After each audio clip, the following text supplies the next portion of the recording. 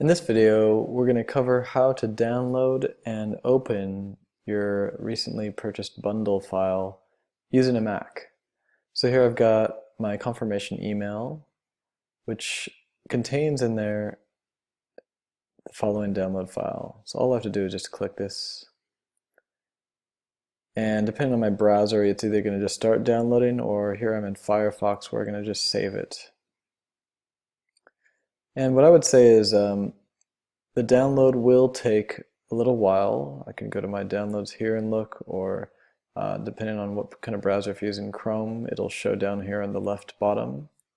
But the downloads are anywhere from 200 megabytes all the way up to 5 gigabytes, so they really have a large range. Please give it a time. It can take up to an hour, even up to 2 or 3 hours, depending on how quick your internet is. So if you have an internet connection that's not that fast, make sure to give it plenty of time. Also, as again, we really recommend don't try to download this on a mobile phone, on a tablet computer. It's simply not going to work, and there won't be much you can do with it anyway. These files are images, they're JPEGs, PDFs, PNGs sometimes. You want to make sure that you can open these files and do editing with them, etc. Most of the time you're going to need to do that on a PC anyway, but even so, most of the time you cannot do much with a huge downloaded file on a mobile device. It just doesn't work out very well.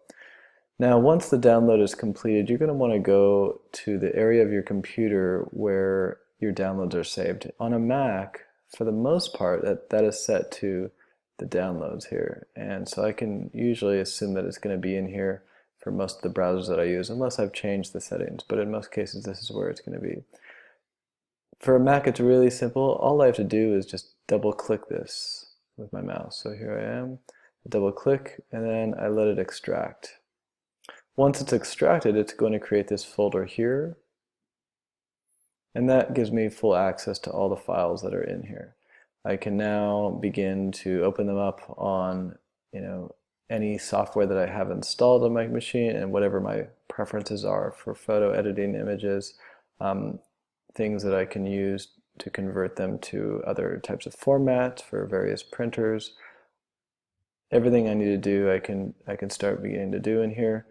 If for whatever reason I accidentally delete a file, or maybe I change the settings in a way that I wish I hadn't and I want to go back to the original, that's no problem. I can just go back to my downloads folder and do another one of these, and it'll create another extracted folder, and this one's called 2. So if I accidentally messed up some files in here, I could just extract another one, go in, and I have the originals there.